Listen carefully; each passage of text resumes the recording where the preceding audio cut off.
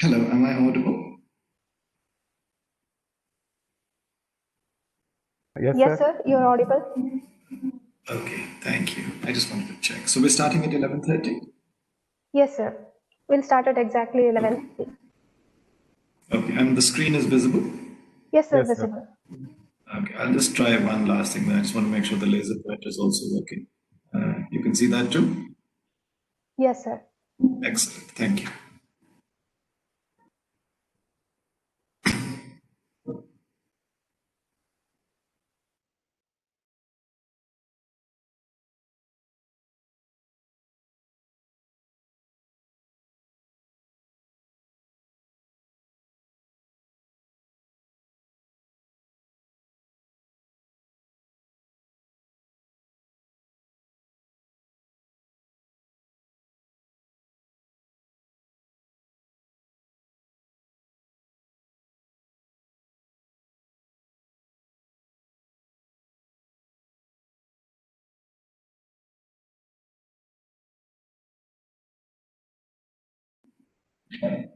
Professor Ramya, are you still there? Yes, sir. I just wanted to clarify in the affiliation. So I'm no longer with the VHR Center at IISc. So I hope you have an updated affiliation for me. It's here on the first slide. Yes, sir. Yes, sir. I'm still associated with IISc, but only as a guest lecturer in CSA, not the VHR Center. Right, sir. Right, sir. Thanks.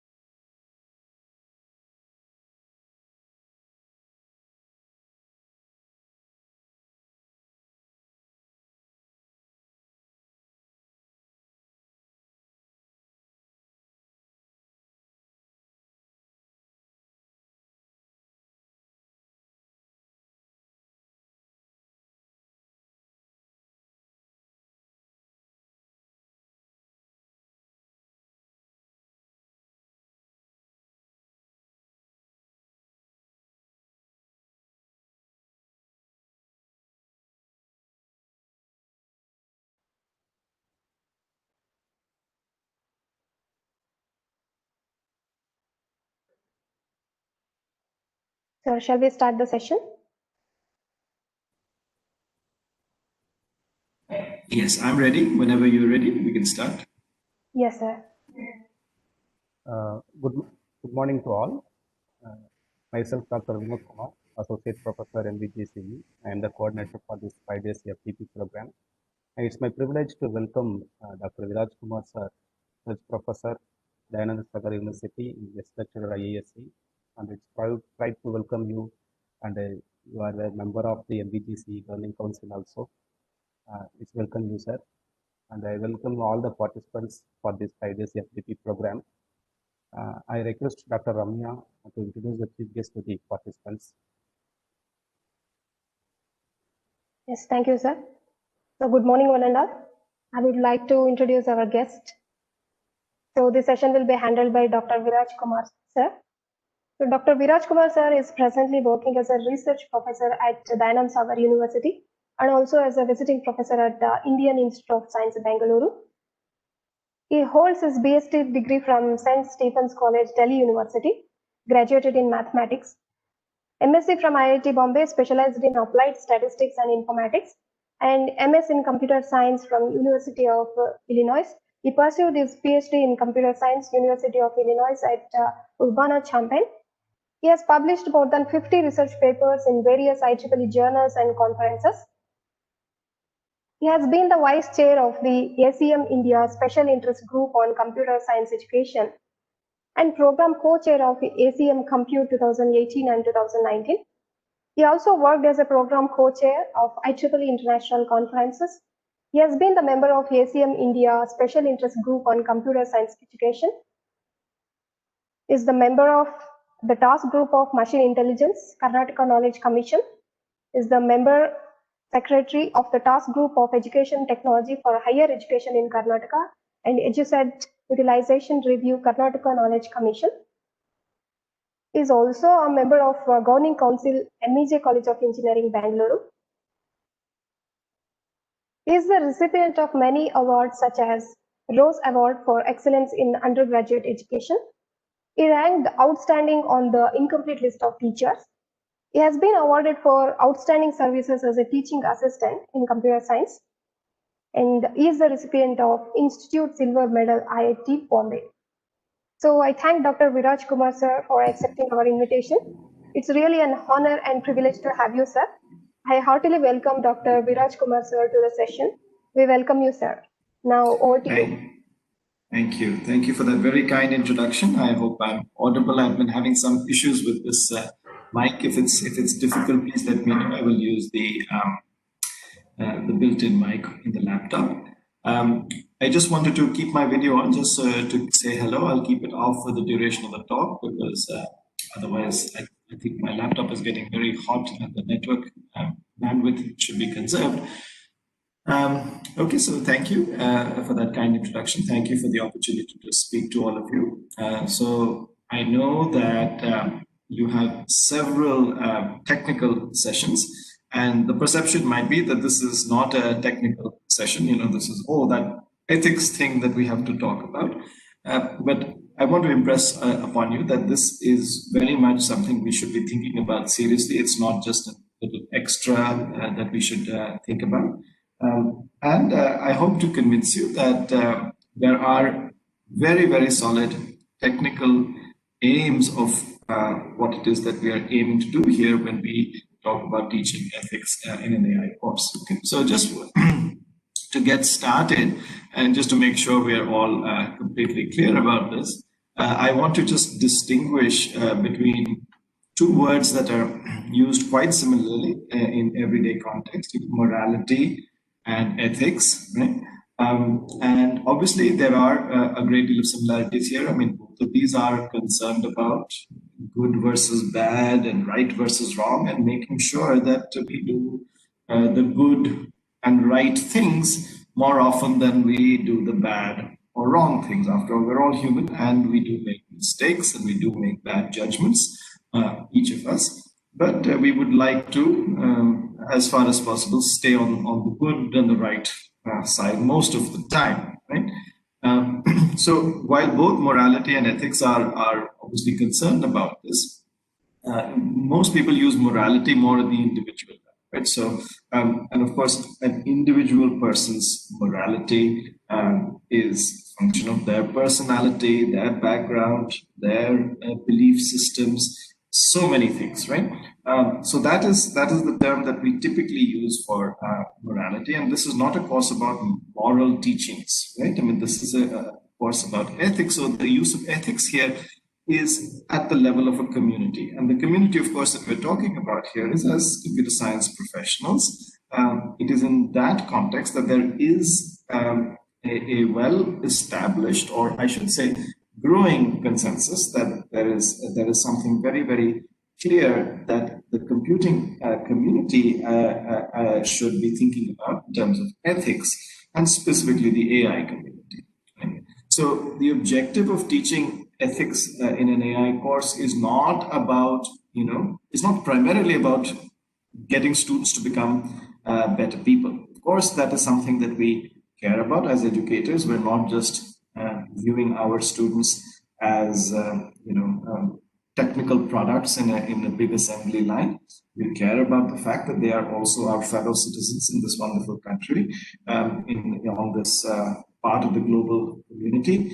We do care about them becoming good people. That is part of our institutional objectives. But when I'm talking about introducing ethics into an AI course and what it is that we want to achieve, that is not the primary purpose. I mean, that is the overall purpose at the end of the course and end of the program. We do want people to be moral, to be good, upstanding citizens and members of the global community, certainly. But this course focuses on a very specific technical aspect about that, right? Which is about living up to the ethical standards of the computing community. Right? Especially, as I said, AI professionals, right? So it's very, very important that we make it clear that this is not about, this sort of more general position on morality, which we hope will emerge anyway through all the sum total of activities that we do. But this is focused on something very precise. Of course, this will contribute to the first item. There is no question that there is a linkage here.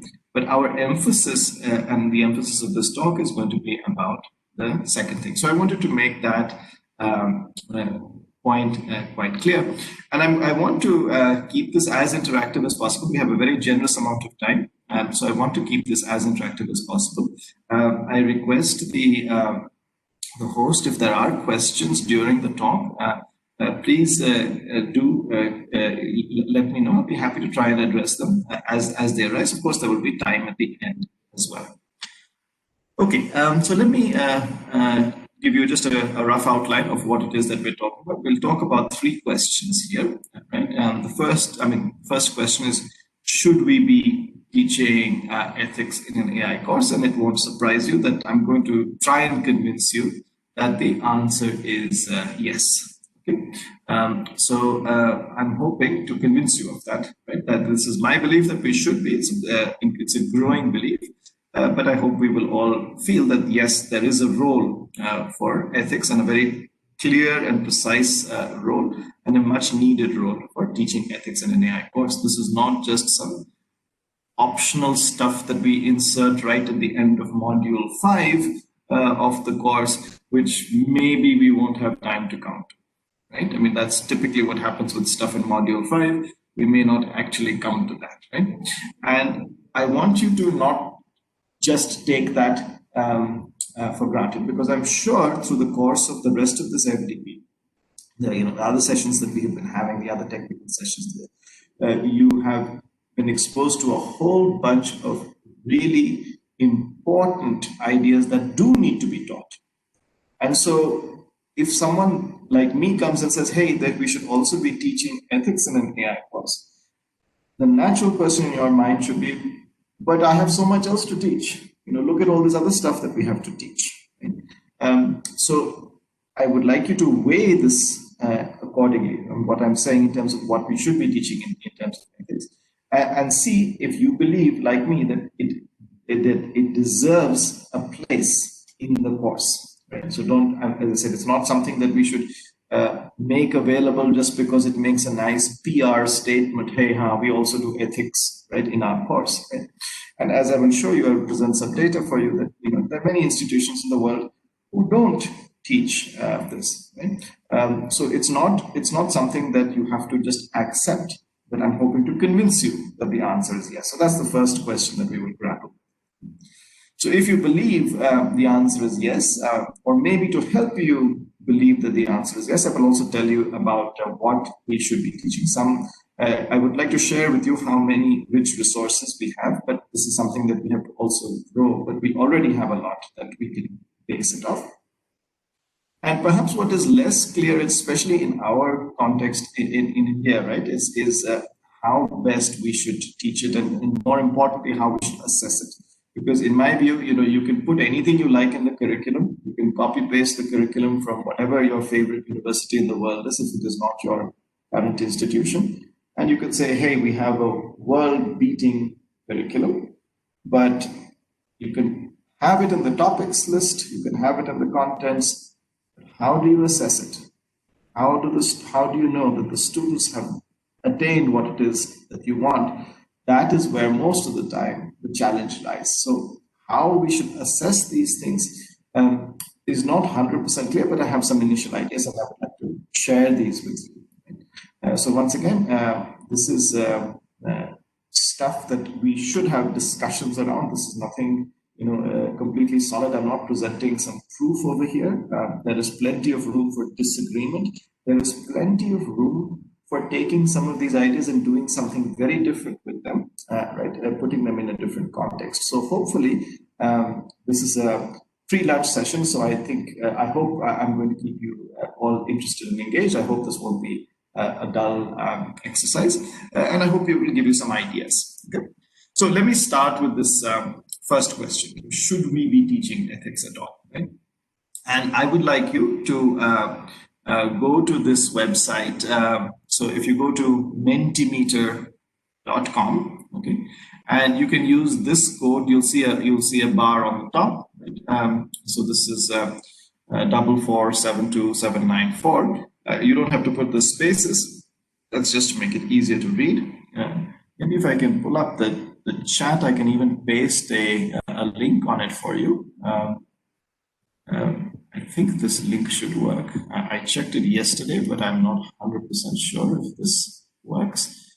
If someone can just confirm for me that they are able to try this link. I just posted a link on the chat.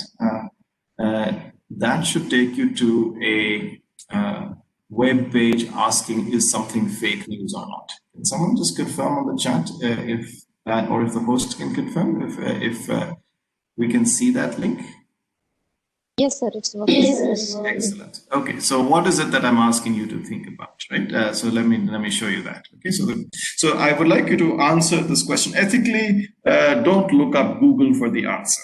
Okay, because that's part of the fun of this thing. Okay, so you can go see what is the thing, and the question is this fake news? And this is the headline that I want you to tell me. Oh, already I have no, it's not fake news, but without seeing what it was.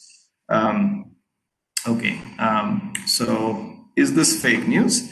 Maybe what I'll do is, for fun, I will stop sharing this, and I will share with you my browser, right? So hopefully, can someone confirm? Can you see my browser? People are viewing 3 applications.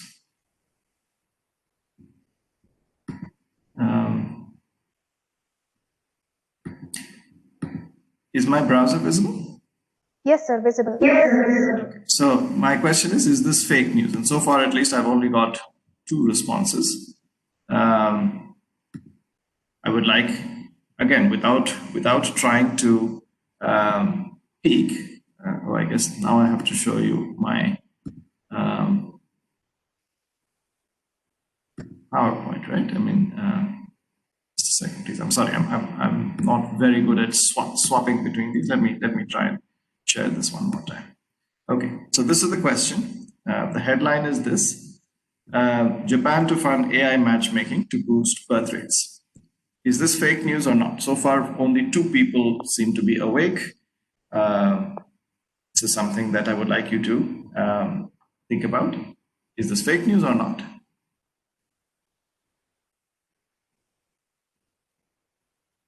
So I still only have 2 responses.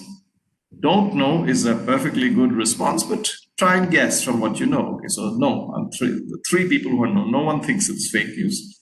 3 people think it's not fake news, and surely not everyone else can be have no opinion on this. You're attending this series of lectures on AI. Instead of putting it on the chat, if you could just go to that Mentimeter and just see if you think it is fake news. I have 1 yes on the chat. Okay, so I see that 1 yes on the chat. And of course, I mean, what's interesting is not so much the answer, right? I mean, the answer is obviously something we can Google, right? I mean, we can put this headline in Google and get an answer. So the interesting thing is not the answer, right? It's the fact that we might consider that this might be fake news, but the majority of the opinion, at least so far, I have 6 votes. 6 votes is 5:1 in favor of it's not fake news. Okay. People seem to think, 5:2 in favor of not fake news. 2 people think it is fake news. So there is a difference of opinion, and you can, and now at this point, if you're really burning with curiosity, you can go take a look at Google, and you will find that, in fact, it is real news. It's from last month. Right? So I literally took that from the BBC, but of course, you also know you could have easily faked this. You don't need AI to do this. It's a very basic, maybe Microsoft Paint skills to create any kind of headline that you like, right? But it turns out that was a real screen grab, and if you're interested, you can take a look at that, right? So that was my pre-warm-up exercise, right? So here is really the exercise I want us to think about. Right? Imagine, I mean, so as I said, this is real news. So Japan's government has decided that that's a policy they want to back. So somewhere, they put together a team of experts, maybe. By the way, I hope my PowerPoint is now the thing that is visible. Can someone just confirm? And I hope I'm not still showing the browser. Yes, sir, visible. Thank you. So somewhere they put together a team of experts, some technical people in AI, maybe someone who had to make political decisions. Maybe they got legal opinions from legal scholars and so on. Right? And they put this group together, and this group pondered this important question. Before this was announced as a policy, they were pondering this question: should Japan fund AI matchmaking to boost birth rates? Right? After all, Japan is a country where the population has been in decline for a long time, and maybe they thought, hey, here is an excellent use of AI. We can pair people together where they're likely to have children in some. According to some AI model, that likelihood is improved if it's person A1 with person B1 as opposed to A1 with B2, right? So that would be the AI algorithm as to how to pair people, right? So someone debated that this would be a good idea and that Japan should fund it. Right? So there's some funding involved, there's serious decision making involved, there's the optics of this, the PR around this. That this was all decided. It was legal. Whatever data that they were going to get, the sources were going to, be legal to use those sources and so on. And the decision was made that yes, this is something that the Japan government would like to facilitate, right? Because Japan is facing this demographic crisis. Right? But Japan is not the only country facing a demographic crisis in the world. How about our own country, right? So here is what I want to consider, right? This is the actual warm-up activity. So I want you to imagine a hypothetical scenario, and I stress, please make sure that everyone is clear about this. This is a hypothetical scenario. I want you to imagine this same team of experts in a different country, our own country, and they're debating this question. I've changed two words. I've changed Japan to India, and I've changed higher to lower. Instead of raise, I want to lower birth rates because we also have a demographic challenge. We have a very large population. So maybe someone decides, hey, can we have AI?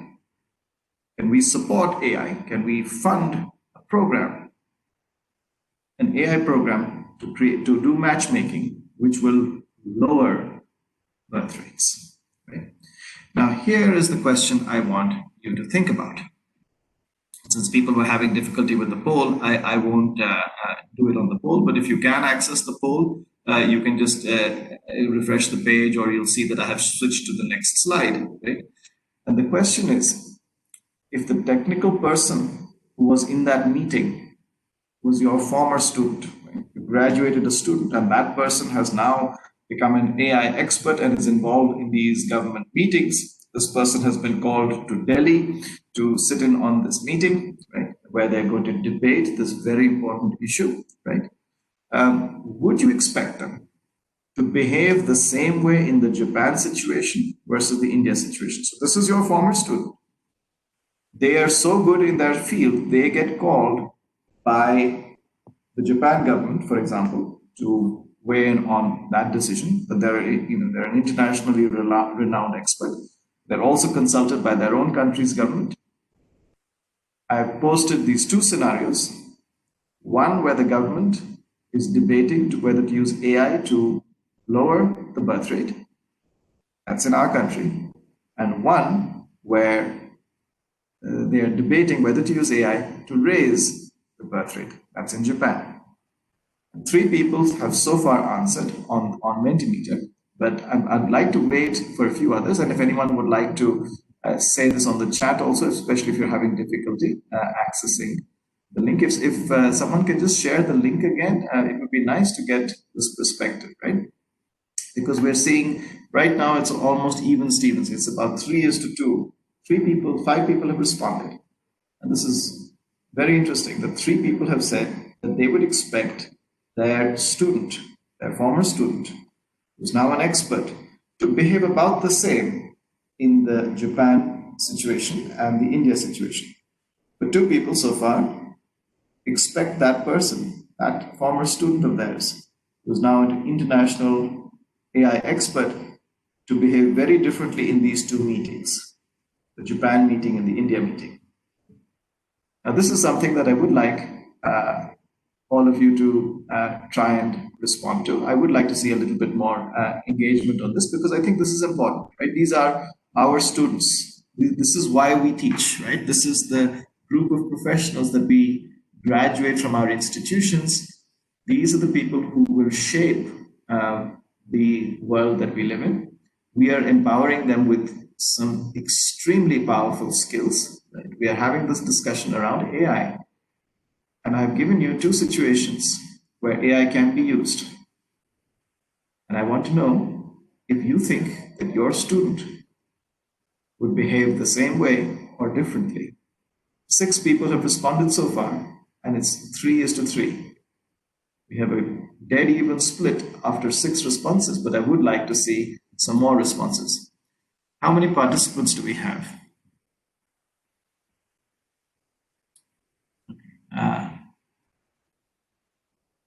We have 81 participants. So one chat message and 6 on the poll is not good enough. 7 on the poll now. But it would be nice if you can, more of you. I would like to see at least 20 of you to respond. We should have a decent number here. If there are 80 of you, I hope the question is interesting to all of you. At least put a click in and say which one you think. Do you think they would behave the same way, or do you think they would behave differently in these 2 contexts? A few more are saying differently on the chat. When I see the message on the chat, I also see the bars change. So I don't know if these are happening by the same people or that people are just putting on the chat and not voting on Mentimeter. Okay, so I'm seeing a lot of different on the chat, right?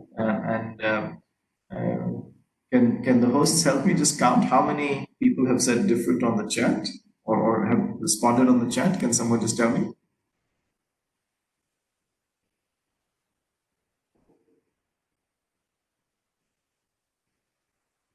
We have 9 responses on Mentimeter, 6 saying very different, and 3 saying about the same. Okay, people are very shy about their opinions. This is completely anonymous. I don't know who you are. I'm just interested in your collective opinion. Is it something that you think your student, your former student, would behave differently in the Japan context versus the India context? And so far, out of 9 people who have polled here, 6 think very different. Right? And I think from my guess about what I'm seeing on the chat, I think it's also pretty high. 4 responses on the chat, I see. And I think they were all saying different. So far, we have about 13 responses out of about 80 people. Okay. All right, maybe we're not going to see more. People are reluctant to share their opinions, which is also fine. It's part of life. Okay, so let's proceed then. Okay. Oh, I see a little bit more change on the thing. Okay, so it's about 10 responses now, 7 saying very different. Right? Okay, so this is interesting. So a majority of the people who have responded, and of course I cannot say what is the case for the people who have not responded, but a majority of the people who responded think that their student should behave differently in this scenario where India is debating whether to use AI. As I said, this is a hypothetical. Please remember, this is a hypothetical situation. But it's the same headline as the previous one. I'm not Japan, I'm not considering using AI to boost birth rates. I'm thinking of a committee in India debating whether to use AI to lower birth rates, right? It's perhaps the same set of people, I mean, equivalent scholar of the Indian legal system, equivalent set of political representatives from the Indian political system, right?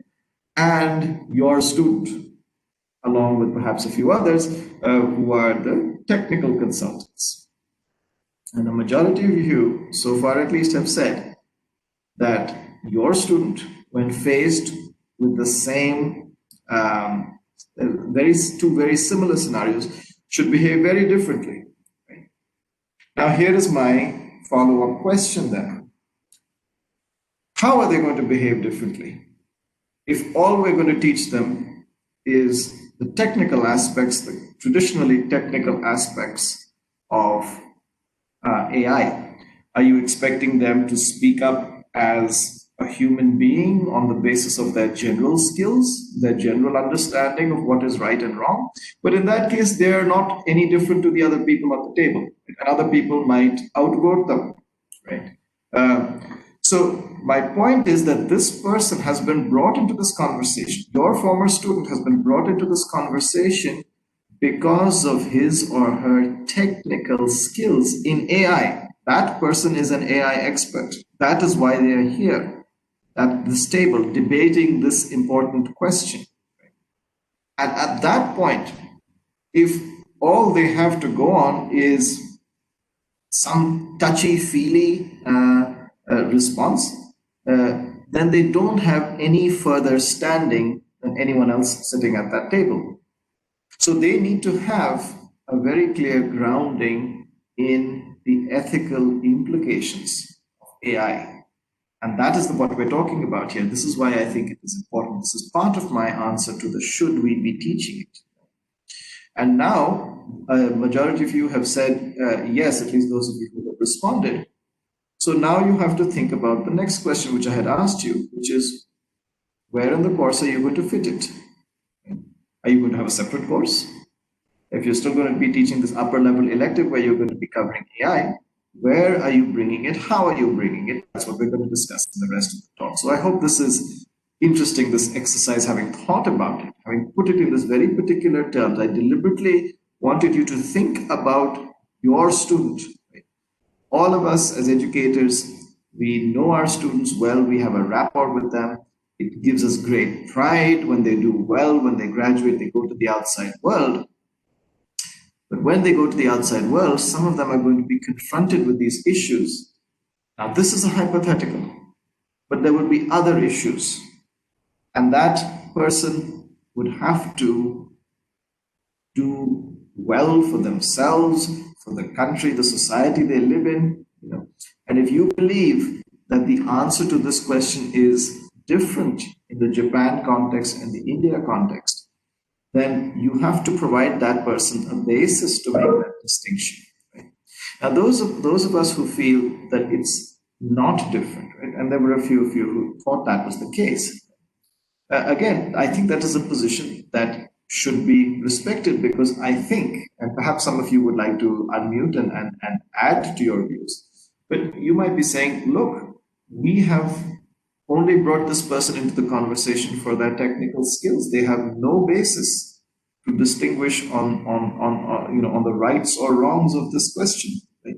Let other people debate that. Maybe they should have brought in an ethicist into this conversation. But the technical person is not the ethicist. Right? That person is there to figure out if from that data you can use this algorithm to make build this kind of system. Right? Maybe that's their only role, and they should stick to that. Maybe that was your view, right? And again, I think that is not an unpopular view in the world today. Right? It is, I think, does our student a disservice to only give them those capabilities, because as a technical person, they have a far deeper understanding of issues around data, algorithms, and so on, and the implications of these systems that they build than most of the other people that are represented at that table. So I think it's important that this person has some amount of exposure to ethical issues. So that is part of my answer to the should we be doing this. Here is a quote which I liked, right? The quote is, the risks, misuse, we never thought about that.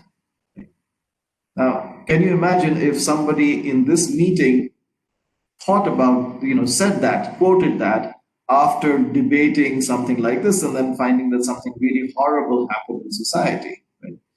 And God forbid something really horrible happened, and they responded like that. Well, this is a hypothetical situation, but this is a real quote, and this real quote is from someone called Eric Yuan. And if you don't know who Eric Yuan is, which is like me, I didn't know who Eric Yuan was. Well, I do at least know what Zoom is. Right? And so this is the CEO and founder of Zoom. Right? And of course, in the pandemic situation, Zoom got used a lot. And this was the quote when people started misusing Zoom. Now, that's not a fundamentally AI problem. Right? This is a much more general software and computing systems and products problem. But I think the quote is something that we should all dwell on, because, of course, our AI systems can certainly be misused. Certainly, we should not be in a situation where our students or us, if we are working on these things, later on find ourselves scratching our heads saying, oh, well, we never thought about these issues. Perhaps we should. Okay. Now, there are several other objections that could be raised. So let's just consider a few of them. Right? We talk a lot about, young India and the population that we have, and this is our opportunity to reap this demographic dividend, and we want to inculcate, and we already have a lot of people who have this entrepreneurial spirit. Shouldn't we be encouraging them to move as fast as possible, to really explore the limits of technology, adopt this, and really go fast and break things, right? So this move fast and break things, of course, you may be familiar, is the motto of Facebook. It was the motto of Facebook. It no longer is. They discontinued it in 2014. But that really was the spirit behind that, right? That they wanted to develop really fast, really be at the cutting edge. And okay, if we break a few things, that's okay, right? That was the official position that Facebook was adopting, at least internally, and now they have replaced it with something a little bit more prosaic, right? But that was the idea. And doesn't this sort of fly against this, right? And I think it's instructive to think about why Facebook changed this in 2014, right? Of course, part of the answer is that they realized that this breaking things that they were doing were going to have some pretty serious consequences, and economic consequences, if nothing else, right? I mean, by this point, Facebook is publicly listed or soon to be publicly listed. I forget the timeline exactly, and they have to care about shareholders and things like that, right? And all this becomes part of the economic decision making, right? And 2 years later, then after this, of course, what happened with Cambridge Analytica, right? So this is something that I think, yes, while we definitely want entrepreneurial spirit, I don't think this attitude of moving fast and breaking things is the only possible approach to take. There are a lot of entrepreneurs these days who are, because of their education, have become aware of some of these issues. They do take the ethical component very, very seriously, because they realize that as humanity, we cannot sustain by this sort of very gung-ho attitude. And fortunately, even companies like Facebook have grown up and recognize that that's not on. Another sort of objection is, we're asking people to think about the consequences of these technologies, want them to develop these technologies. And they might say, hey, how do I know how these technologies are going to be used in the future? I'm just an AI researcher. I'm just developing these technologies. I'm just applying these techniques, and how this product gets used in the future or misused in the future. Who am I to say? Who am I to be this fortune teller? Why are you putting this responsibility on me? I'm just a humble developer or something like that. And again, I think there is obviously some sense to that position, but it actually flies in the face of other things that we tell people to do when they're developing software. I mean, we have this whole idea of technical debt. I mean, we ask software developers to think about this all the time. And this is a core concept in software development. I mean, we talk about the cost of shipping buggy code, right? Because that buggy code eventually will break, right? We know we haven't done as thorough testing as possible, because the shipping deadline is there. We have to release on such and such date, so we ship out buggy code. But we know that there is a cost of reworking that code, right? Because maybe something really terrible will happen with that. And so if we just choose this easy option, and because the deadline is there, and that's the only option to meet the deadline, and rather than shifting the deadline because that has other costs, including economic costs, we instead, we forego a better approach, a technically better approach, because that would take too long. And instead we use some chata hai kind of, some fix that works now. And we say, all right, we're going to do this because economically this cost that we have to bear now by shifting the deadline is going to be much worse than this future cost, as and when this code crashes. So we pass on some risk to the clients, and we say, when it happens, we'll fix it. We'll bear that cost. And of course, sometimes that cost is enormous, right? And software has failed, right from the time of its inception, right? And here is a picture that I like sharing. And this is the Ariane 5 rocket, right? Crashing just a few seconds into its launch, and $500 million or $1 billion, I forget. It's a huge amount of money. Either way, is lost in this disaster. So this can be expensive. Of course, if there were lives involved, that would have been an even greater tragedy, right? And in this case, they use the same software from the previous Ariane rocket. This was, the new Ariane rocket, which had more powerful engines. And they said, well, we won't rewrite the software. We will use the existing software, which has its own software engineering merits to it. But it turns out they didn't test it thoroughly, and look what happened, right? So this is something that we as educators do all the time. We tell our students that, hey, good software development practices ask you to factor these things in. Somewhere someone has to sign off.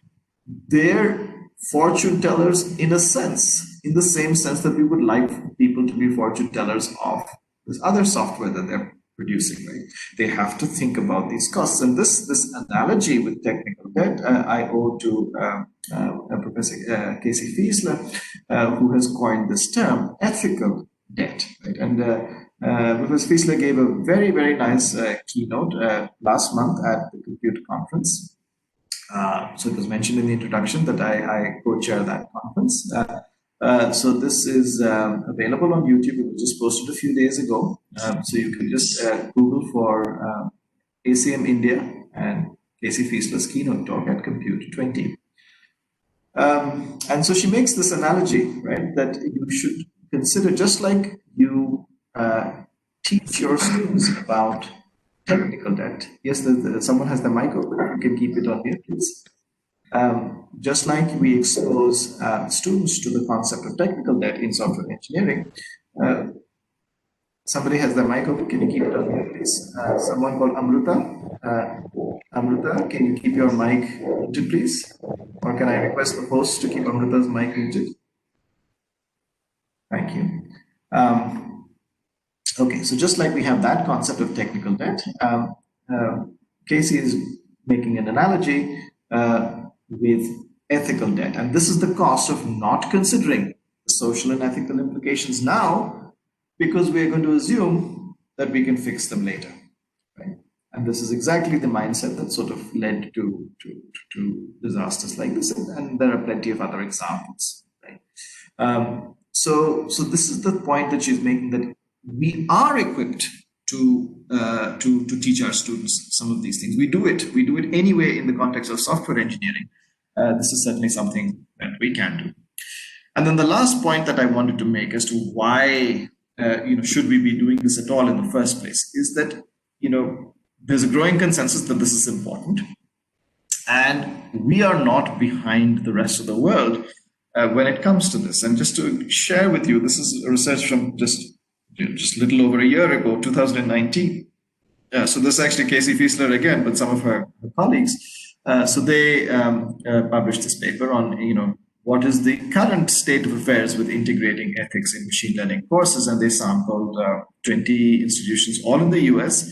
So they looked at 186 machine learning related courses. And what they found was that only 22 of them had some mention of ethics related content. Right? So they explicitly said in their course materials that yes, there's going to be something related to ethics. And Casey mentions in that keynote that I was referring to earlier that they took the most generous interpretation, just some mention of it. I mean, if you believe that you were talking about ethics importantly enough to be able to mention it in your course syllabus, then these guys were able to pick it up, and then they counted you, and only 22 of these in these 20 US universities, which were offering a large number of courses in machine learning, only 22 of them mentioned ethics, right? And 150 of them, had absolutely no mention at all. Right? So the rest of them might have been some mention, but 150 didn't mention at all. So what I'm saying here is the point of this is that we don't have to take all good ideas from the US, but here is a country which has obviously been at or near the forefront in AI development, and clearly many people there don't seem to think it's important. But also at the same time, there are an increasing number of people who think it is important. And so if we as a country and if we as individual institutions want to move ahead, stay ahead of the curve rather than catch up, this is actually a good time to move on this. Right? So this was my last sort of argument for should we be doing it. All right, so with that, let's focus on what should we be teaching, because that's much more important, and that's what I want to focus on, and a little bit about how we should be teaching it and assessing it. Right? So I think a really good starting point is ethical standards, right? Because increasingly, as I said, this is a community-driven thing. I mean, it's a community of professionals who decide that, look, these are the standards that we want to adopt, and these communities are putting out clear documents. We should use those as examples, right? So in exactly the same spirit that we teach, professional software development standards to our students. Why do we do this? Because we know they're going to go and work in international teams, and having this well-recognized standard of this is what high-quality software is extremely beneficial to them, right? For them, for the companies who hire them, the fact that you don't have to spend months pre-training these hires before they can join a team. The fact that they already know this is to their advantage, to our institution's advantage. Right? So for exactly the same reasons that we think our students should be exposed to industry best practices like we have in software development, for exactly the same reason. We should be looking at ethical standards because they're growing and they are being adopted. And I'll give you some examples of how they're being adopted. And we should be exposing our students to these standards. They should have familiarity with them, which they should actually try and grapple with them, use them exactly the same way for exactly the same reasons, right? ACM, of course, is a global body, and that the ACM itself has put out a code of ethics, which I encourage you to take a look at. I will just quote one part of it, which is related to very specifically to the point that we're just making.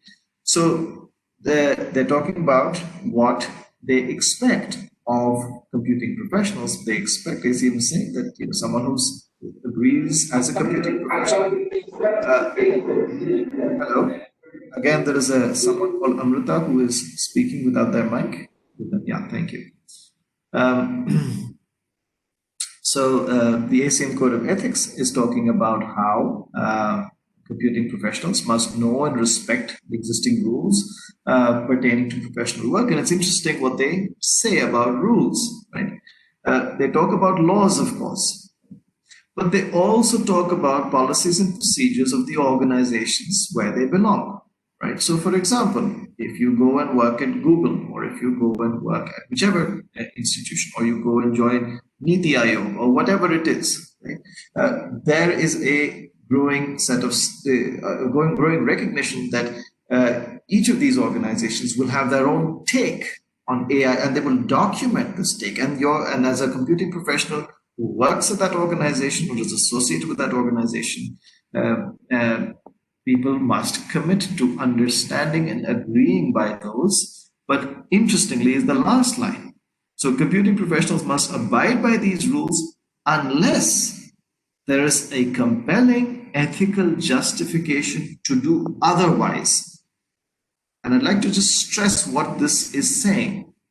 This is saying that when you're abiding by, if you say that you're abiding by this code of ethics, then you are saying that you will go with the rules of the country that you live in and of the organization that you work for, unless you believe that those rules themselves are unjust, unethical. And of course, that can happen. But where will our graduate find the guts and find the basis, the intellectual basis to fight that rule? Well, the best chance is they have seen other guidelines, other rules that are better, and they find these ones unethical. Right? This is again an example why we should expose students to lots of examples. I'm not saying we have to sit and abide by this code of ethics, but a lot of people have thought about this and they have put this out. Right? So it's, I think, worth considering in that spirit. Right? But our students, unless they have been exposed to what other such standards look like, we'll have no basis for saying if this is a good standard or not a good standard. And this is where I think our students start moving from mere followers to leaders. It's an important step in their professional journeys. Are we preparing our students to be future leaders? This is one of the ways in which we start doing this. They must learn to question a set of rules. Just because it's a set of rules, if they have good, solid reasons to disagree with those rules, they as professionals are entitled and in fact should disagree with those rules. Disagree respectfully, disagree politely, of course. But they should have a basis from which to argue. And unless we provide them that basis, they have no support there. Again, they can't just say, well, we don't feel this is a good enough rule. Well, fine. If you don't feel, you don't have to work here. There's plenty of other people, right? So if enough people feel that this is unethical, that will a company or an organization change, right? So let's, just to share one example, right? I mean, because there are so many concrete examples available now. So I'll just share one example because I just think it's interesting that the US Department of Defense has put out their principles for the use of AI, because of course AI will and has already and will continue to be used for military purposes. So the US Department of Defense has said, okay, we have a set of ethical principles now. How well they adopt it, we will see. Time will tell. Right? Sometimes we don't even know if certain weaponry uses AI and to what extent, but this is what they put out. Right? And I think this is interesting, not just for its concreteness, but also because it raises a lot of interesting questions for what we teach. Right? So they talk about 5 major areas. They talk about responsibility, right? And personnel, I mean, that is to say people, will exercise judgment, etc., while remaining responsible for the development, deployment, and use of AI. What this means is they are committing in here not to look at fully autonomous, there must be a human in the loop. Right? Now, again, to what extent this ends up being the case remains to be seen, but this is one of the principles. They're basically saying the personnel will exercise appropriate levels of judgment and care while remaining responsible. I mean, so let me clarify. I mean, the system itself could be fully autonomous, but if it goes wrong, there is a human who is responsible, right? So they're making that judgment. Somebody has to be eventually responsible. Again, this is not these are words on a piece of paper. When things actually happen, we don't know how things will transact. But it is interesting that they are putting this out. The U.S. military, which is the creators of some of the most deadly weapons on the planet, is putting this out, saying, yes, we will use AI, but we will make sure that in the chain there is always a human who is responsible. It's interesting that they have said that. It's worth reflecting on. Right? They talk about unintended bias, which I will speak a little bit more about. And they'll say that there will be deliberate steps to minimize unintended bias. So we start seeing words like this in some of these ethical principles that these organizations put out, and we say, all right, what are some steps? Right? If somebody goes and works for an organization like this, maybe not necessarily the US Department of Defense, but some organization, are they familiar with some of the best practices in minimizing unintended bias? Right? Because otherwise the organization can say, sure, we minimize unintended bias. Here is how we do it. And that is a completely debunked or useless or pointless methodology. So does our graduate, does our student know some of the best practices in minimizing unintended bias? Right? That becomes something we teach. That becomes something we assess. They talk about these systems being traceable, so they have to be auditable and so on, and the data sources they use, and they go on further and they talk about documentation. Documentation is something we talk about anyway, once again, in the context of software, but also in the context of AI systems. So again, these are good places to bring out some of the translate these into teaching practices. What do we teach? They talk about testing, again, something that we do in any case. So I'm trying to highlight through these examples that when I'm saying that we integrate ethics into AI, I'm not talking about something fluffy. Right? Each of these has something very clear that we do anyway in computer science. We have to bring it into an AI course because of the implications of the software that we're writing. We must remember at the end of the day that they will be using these set of tools to create software that potentially can be misused, that potentially can have serious consequences. So they have to be aware of these issues, and they have to be aware of some of these best practices, and ideally more than just aware, they should have actually tried it out. And then the last one here is governable, which I think is interesting because they talk about this system, this AI system, it might misbehave, it might stop working in the way it's intended. So there must be a way to disengage it without breaking everything else, right?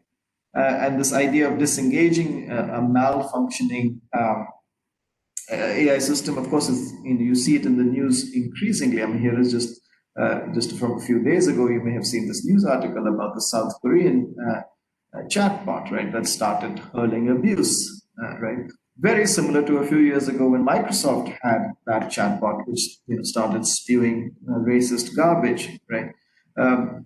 And in both cases, the ability to disengage was literally to take the whole thing down, right?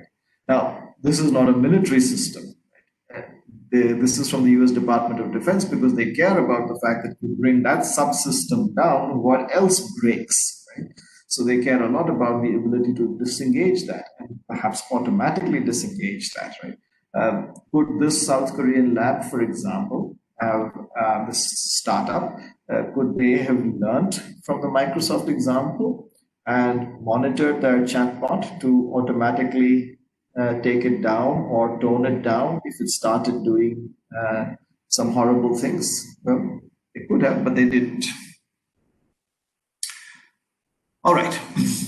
We just spoke about bias, and I think it's important to mention that that is again a rich source of technical content that we must expose students to. Of course, this is something that they will see in their course anyway, but we should stress the ethical aspects of it. If you go to this link, right, and in the interest of time, just to make sure that we have enough time for questions, I'm not going to ask you to do it, but it's worth just taking a look. If you just Google images for healthy skin India, right?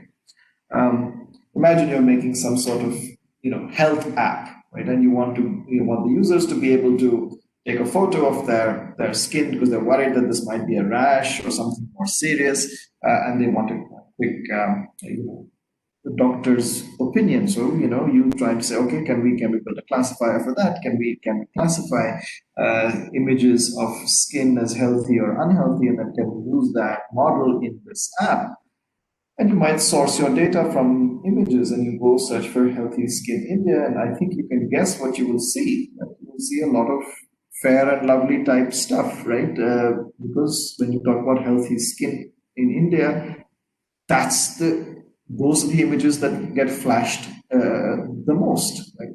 So there's a whole bunch of very, very fair, very pretty looking women with showing off their skin and gleaming, etc., with the cream and so on. And that, if you train your AI system on that, then that is healthy skin. Anyone with perfectly healthy dark skin, anyone with maybe bodily hair because it's it's a man's skin or a woman's skin, that perhaps would be classified as unhealthy, right? So there are all these issues that we have to deal with. There can be bias in the data. This is something that we should expose our students to. There can be bias in the algorithms, right? So there's this paper that talks about, for example, how racial bias occurs in this one healthcare setup that they look at, because in the algorithm, in the model, they made a simplifying assumption.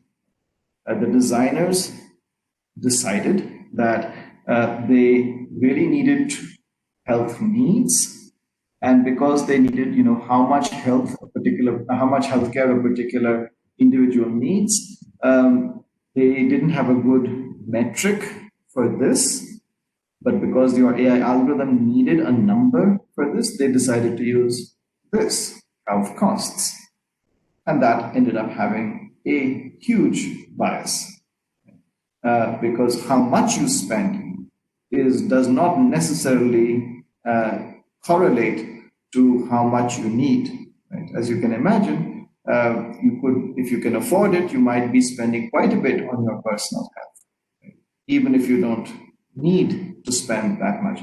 And there could equally be someone who needs a lot of healthcare, but is unable to afford too much of it, right? And would cut down as much as possible. So this was a disastrous choice. Because they needed to estimate this, they used this metric instead. Right? And that, of course, is part of the algorithm. It's part of how the designer models the real world. Right? That is a mistake in this case, and similarly bias in training and so on. So there are many examples from here that we could source, and we can bring in at the right place in the course when we talk about these issues. I'll quote one thing from Professor Fiesler, which I liked, right? She's written a blog about this. These are the things that we want our students to know from a technical basis. If those of you who said, for example, that you didn't expect your student to act differently in the Japan situation versus the India situation, right? Because they should just be good in their technical domain. That's what's expected. That's why they're sitting at that table.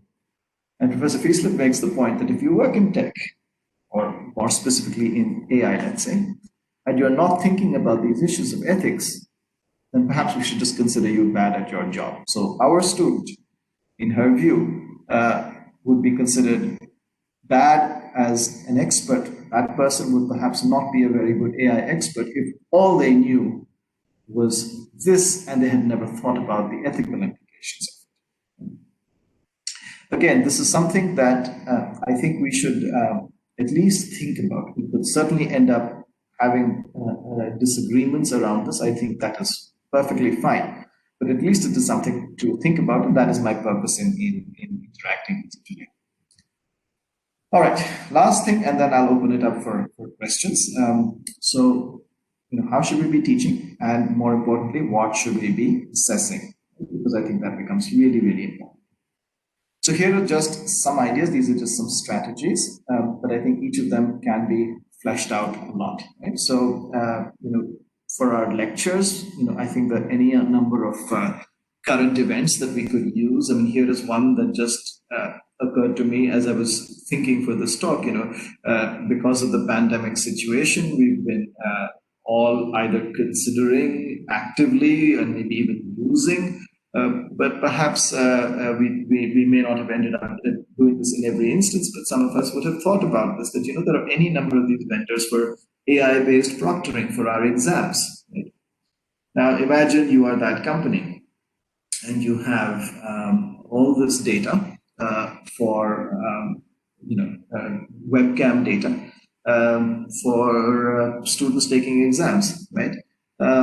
So how can that be misused? I think it becomes a very interesting discussion topic, debate topic.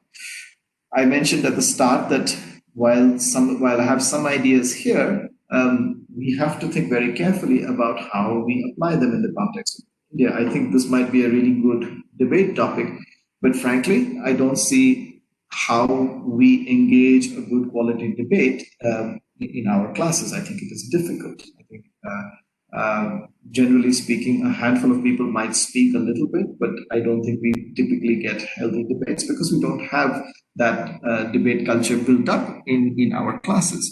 Maybe it's time to change that, and that's not an easy change. But this is an example of how we could bring ideas into the lecture rather than just us talking about it. It would be very useful because people do look at the news, they are aware of current events, so perhaps they could respond to these things.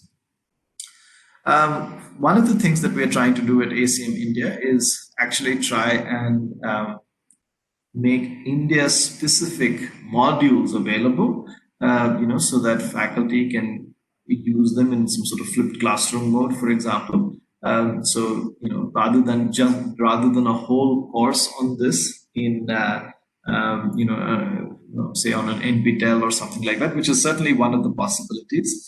But another possibility is that we make some modules available, and some experts who have really thought about this much more than I have. For example, there are people like I mentioned, Professor Fiesler, lots of others who have thought about these issues and have actually practiced these, who would be able to deliver some of these modules, which then the rest of us could use in our course, right? So for this part, go watch these 3 videos and then we'll discuss, or we'll have a quiz around it or whatever it is, right? So something along those lines might be very useful, right? Because it does also require expertise in ethics, which I don't pretend to have.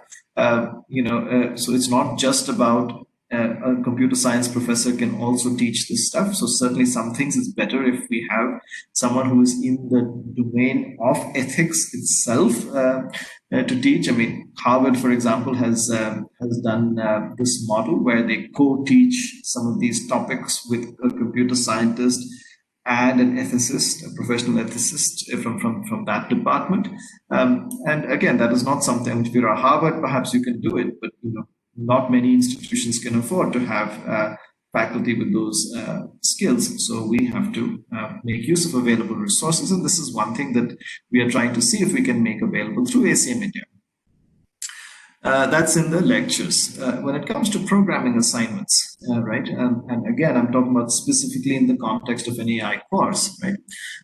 I think one extremely useful exercise is to expose students to the difference of their same algorithm, same training, everything else you keep the same, but you change the data set. You deliberately give them a biased data set, right? And you tell them that, that's everything else remains the same. Your data set is biased. Look at the difference in your algorithm, right? Look at the kinds of decisions it ends up making and have them reflect on that, right? I gave the example of the healthy skin, for example, right? I mean, that might be something that even the students could figure out and actually draw. And if they weren't thinking about it, they might end up drawing from that database, right? But you could give other examples here where, especially in the earlier in the course where you're not, or in the part of the course, if you're not stressing the data gathering part, say, okay, like we're focusing more on the algorithms here, we're focusing more on the training phase here. Here's the data set. Right? And for some programming assignments, you give them this sort of poisoned data set, this deliberately biased data set, and just have them observe what's happening and then have the discussion. I mean, you don't move the conversation away from anything that you wouldn't want to discuss anyway in the AI course, but you bring in this issue by giving them a deliberately biased data set. Another really wonderful idea, which I came across only recently. So there's this talk by Dr. Harrow, I think her name is, I'm sorry, I just suddenly forgot her name. I will try and look it up while we're having the Q&A. Anyway, there's the link on YouTube. And at one point she talks about the way companies, hunt for security issues and have bounty programs for bug hunting, right? For bug hunters to catch bugs, and if you catch a really critical bug, they pay you much more. So similar to that, companies can demonstrate seriousness about their abilities to catch ethical bugs in their code, things that their development teams fail to consider, right? For example, right, and have a bounty program for that. And again, we can have a version of that in our teaching, right? We can have, just like we teach our students to debug code, we give them deliberately buggy code and say, hey, can you see where there's a buffer overflow? right? A possibility over here. In exactly the same way, we give them deliberately, carefully chosen problems where there are ethical issues involved. And then, of course, especially for an AI course, which is often an upper level elective, there may be a project involved. In fact, that's probably the best type of course if there is a project involved. I mean, somewhere the project report should have some discussion on the ethical considerations, even if it is just this one paragraph where they talk about it. And students should actually be encouraged that you're putting this on your CV eventually, that you did this, but also add this on the CV, right? That you also consider the ethical considerations, right? And I think it would be an interesting thing to see how much companies pick up on that. I think this is something increasingly companies will pick up on, right? After all these companies, have, most of them have international clientele where these issues are increasingly at the forefront, both on the legal side and, as I said, in these communities of practice. Perhaps we have a little bit of catching up to do, right? But increasingly, this catch up is being imposed because everyone has to cater to a global community. And so if our students have started putting these kinds of things on their CV, I think they're at a huge advantage. Okay, so with those set of ideas, I'm happy to open it up for questions, and thank you for your time, patient listening. And sorry it became a little bit too one-sided. I would have liked it to be a little bit more bi-directional, but I'll be happy to take your questions. Thank you once again.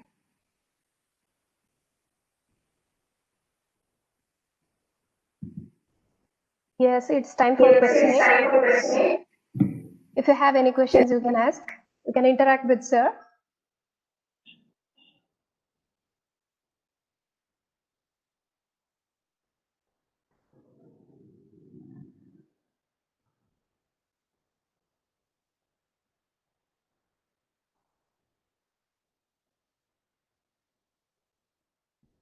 Any questions?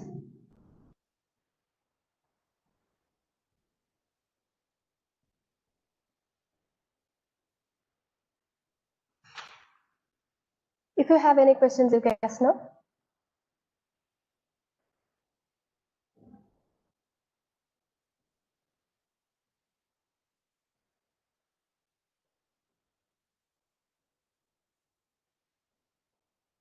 You can unmute and ask.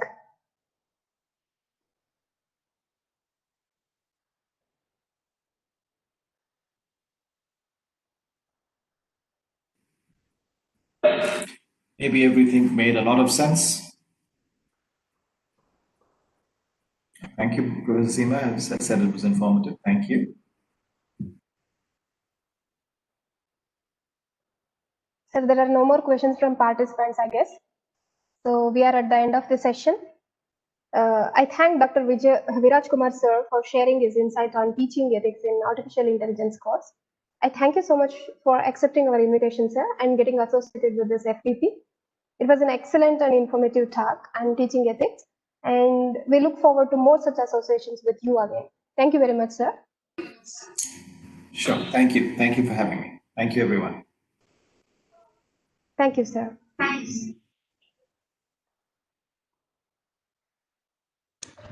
Thank you, sir.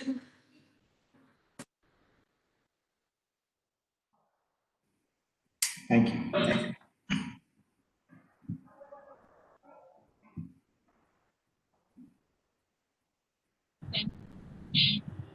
Okay, participants, third session of the day starts at 2 p.m. So we will join for the session after this break. So now it's a lunch break. So we'll join for the session after this break. Thank you.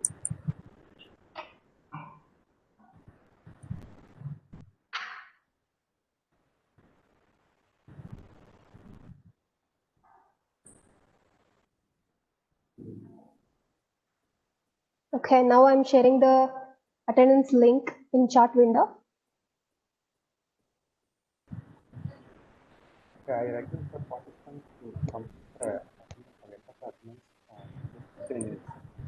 it is don't forget for us to send the link again the right